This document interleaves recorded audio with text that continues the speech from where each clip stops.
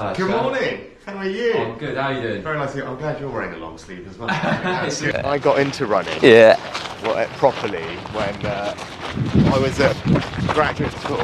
Yeah. And I took up running because my wife was a big runner. Yeah. Like, obviously we weren't together at the time, but I thought I was trying to impress her, I eh? was going to spend time with her. Yeah. Tell me, how did you get into it then? So that's how I got into my running. Oh wow! For me, it was a bit of a different one. To be fair, I was quite like. I was struggling quite a lot in my teenage years. I was quite overweight, had a bit of a gambling problem and was drinking quite a lot. And then I was in a nightclub in Brighton one evening, just decided that I'd had enough and I ran home to Worthing. It was about 11 miles. Just ran home? Ran home. Your fans?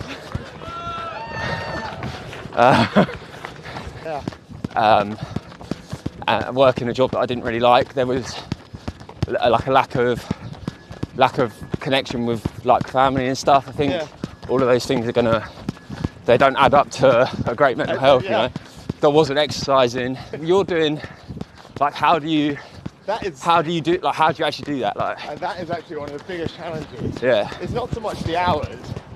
Like, we're all prepared to work hard. Right? Yeah. Everyone works hard.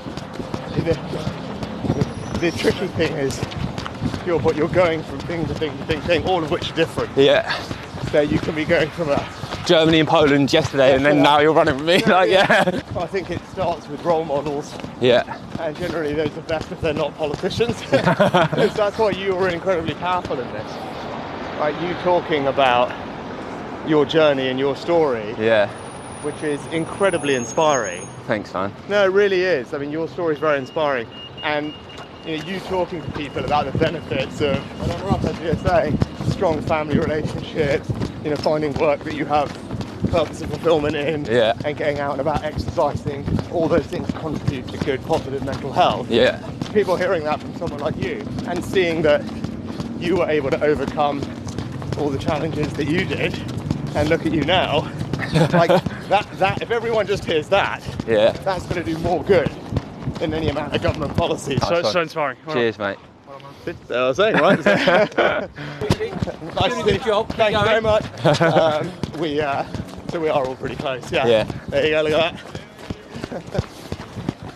I can't imagine like the responsibility on your shoulders is like crazy. I'm trying to say, there's a lot going on. It's not an easy time to be doing the job. You keep going, right? Yeah. I mean, it's one of them. I've only ever seen this on the telly, so I'm like, okay. Yeah. So.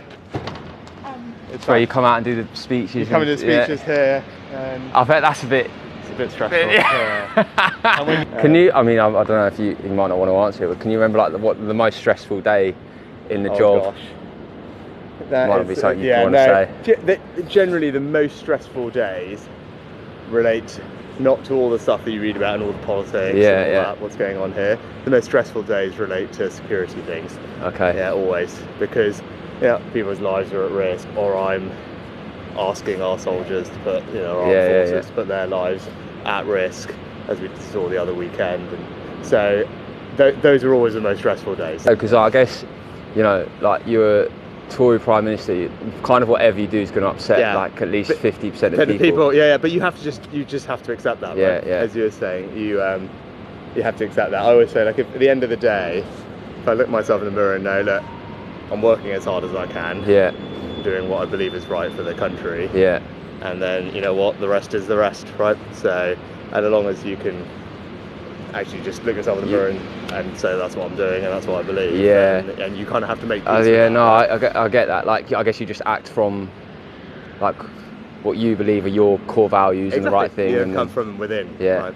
And there's actually, so I'm a Hindu, and there's a kind of Hindu philosophy called dharma, which roughly translates to duty. Yeah. But the concept is that you do your duty. That's your purpose, right? You do the duty that you were, set up to do, what you believe to be right, and you just focus on that and don't worry about the external environment and how that, how people do it. So that's I get a lot of kind of strength from that, but it's not easy. Yeah, very good. Perfect. Perfect. Thank you.